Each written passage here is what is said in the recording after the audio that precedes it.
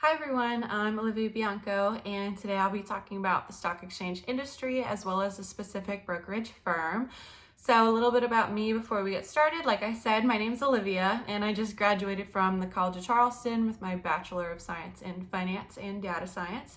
And now I'm pursuing my Master of Science in Finance on the Data Analytics track at LSU. So enough about me, let's kind of get into the stock exchange, what it is, what goes on in the stock exchange, as well as some major outlooks for the future, and then a specific brokerage firm and how well that's performing. So, like I said, the stock exchange, it's where buyers and sellers are going to be connected on a hub like the New York Stock Exchange or the NASDAQ, and they're going to be connected, trading equities and bonds, different financial instruments. There's two sectors to the stock exchange, and that's going to be the primary market where companies IPO for the first time and they go public, as well as the secondary market where already public companies are going to be traded. Their shares are going to be traded. So moving on from the summary in the background, some major developments and outlook for the future. Kind of looking in the past for right now, I'm going to be using the S&P 500 as a benchmark. I think it reflects the overall market really well. Just a big index fund to kind of see all sorts of shares that are being traded. So in 2023, the S&P 500 still performed really well despite all the economic data showing the Fed struggling to get inflation under control. As we all know, inflation was a huge problem in 2023. A lot of people kind of struggling to get by on their salaries, the cost of goods really rising, cost of services rising, everything just seemed really expensive in 2023, and the stock market did reflect that. Business activity definitely slowed down when consumers slowed down. So they did face a dramatic decline in October 2023, but climbed steadily going into the end of the year and now into 2024, and hopes are now high for investors, hoping that business activity will kind of pick up again and consumers will start spending again, getting things going. But not really sure how that's going to go, since the New York Fed recessions indicator has said that the chances of a recession falls at 62.9%. So that is still pretty high. There are high chances that there will be a recession in 2024, but hopefully that will not be the case and investors will start to see some better numbers in the coming year. So kind of looking in the past again, how did COVID-19 affect the stock exchange? Obviously, this was a huge deal in economic history, just kind of seeing how consumers did with the stimulus coming into the economy, but what happened before that? So at the beginning of 2020, nothing really crazy was going on before the pandemic truly hit. The market was continuing the bullish trend it had since 2009. So it was a decade of really bullish activity in the stock market. And it was time for a change. Like, the stock market needed to kind of move into a more bearish trend in the 2020s as opposed to how it was performing in the 2010s. So in March 2020, the stock market did suffer a Black Monday and stocks dropped more than 12% in one day.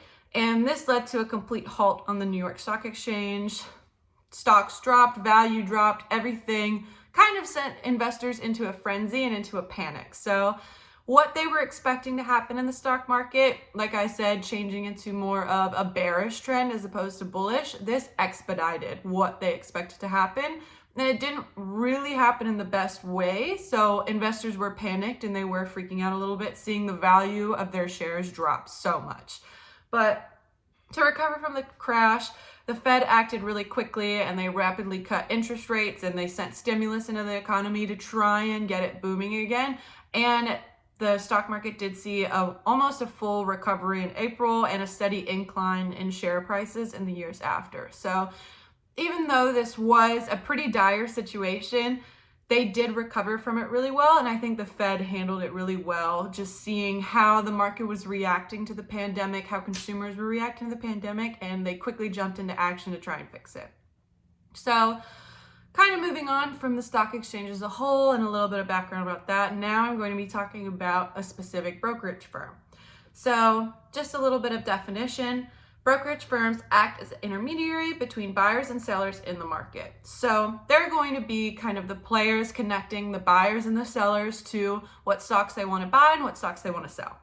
So one of the top brokerage firms in the US is Schwab, founded in 1971 and currently has $8.5 trillion in assets under management and approximately 35 million active user accounts. So a lot of assets under management, a lot of money in the firm, and a lot of people using their services to sell and trade.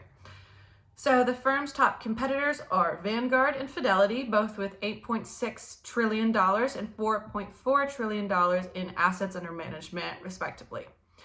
So to kind of compare the financial ratios, it's hard to look at the raw numbers and understand how well the firms and companies are really acting until you put the numbers to use and you can compare the data between the two with ratios. So Schwab had a profit margin of 26.90% in 2023 and Fidelity at 3.87%. So obviously Schwab had a much higher profit margin, and it shows that the company is a lot more capable of generating a profit on a more regular basis. So since it is so much higher, they're taking the cash that they're making from customers and they're generating a profit with that. They're using their resources. They're not just spending it all on other things, and they're making a much larger profit than Fidelity is, and they're much more efficient at it. So another important ratio to compare, as we all know, is return on equity, especially for a brokerage firm. This is huge. This is going to be one of the bigger ratios to look at, is return on equity. So Schwab's ROE is performing at 13.62%, whereas Fidelity's is at 7.62%. So not as big of a difference as profit margin, but still outperforming Fidelity. And the higher the ROE, the more efficient and better the company is at taking the equity that they earn and converting it into a profit. So pretty similar to profit margin. They're taking their earnings, they're taking their assets, cash, capital, all of it, and they're turning into a profit, and they're much more efficient at it than Fidelity is. So looking at these numbers, where should brokerage firms really sit? What is the benchmark for a brokerage firm? So the benchmark for ROE of a brokerage firm is going to be 10.24%. So Schwab is still outperforming the benchmark, outperforming Fidelity by far. Fidelity's kind of falling short, not by too much, but still falling a little bit short. So moving on to more relevant and recent events that have been affecting brokerage firms. Like I said, Schwab is one of the biggest brokerage firms in the US, but this isn't without the acquisition of its former competitor, TD Ameritrade, which happened in 2023. So this was one of the bigger factors that led to Schwab becoming so huge in 2023 when they acquired TD Ameritrade. And this M&A started in 2020, but it didn't end until 2023. So that's why I'm referencing 2023. But some other recent events that have been happening in the past year. The Israel-Hamas war began in October 2023, and it hasn't really created panic yet, but it has fueled a little bit of uncertainty in the markets. So it could potentially spread to the oil-producing countries and put a halt on global trade, kind of throw some problems and difficulties in global trade, and then affect our stock market here. It just kind of depends, but investors aren't too worried about that yet. They're more so worried about how the Fed is going to handle inflation in 2024 and really how the overall economy is going to perform in 2024. This is a big concern for them. So they're really hoping that the Fed doesn't continue to hike interest rates because, like I kind of mentioned earlier, that does really slow down consumer spending. It slows down business activity. And when all of these things slows down, stock values drop. So they want the Fed to really stop hiking interest rates. They want them to cut the interest rates so people are more, motivated to spend, and with more spending, the more business activity, and then the stock market performs a lot better.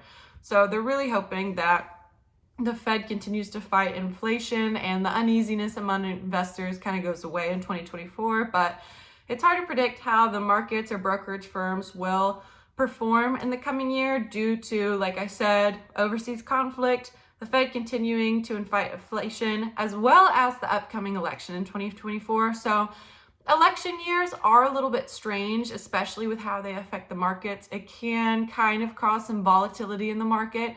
Really, like I said, unpredictable. We're not really sure if it will or if it won't. So it'll just be interesting to see how this plays out in 2024 and if it will kind of cause a little bit of uneasiness in the market or if it won't really have an effect on it. We'll just have to see. But kind of moving into a different direction.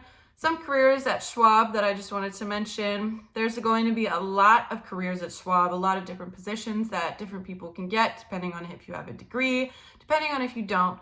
There's going to be a really large range since it is such a big firm, big corporations, they have a spot for everybody. So these positions are going to range from financial services representative to, CFOs, financial and investment advisors, and financial planners. And kind of going off of this, the salaries are going to range depending on, how much experience you have, your education, what that's like, all those sorts of things. So it's kind of hard to give a ballpark, just depends on the position that the person has at the company. So despite this, all of the positions include base salary and bonuses for compensation, 401k and stock purchase plans, health insurance, and tax advantage savings account, kind of the standard things that you would expect to see getting a job at a big corporation like Schwab.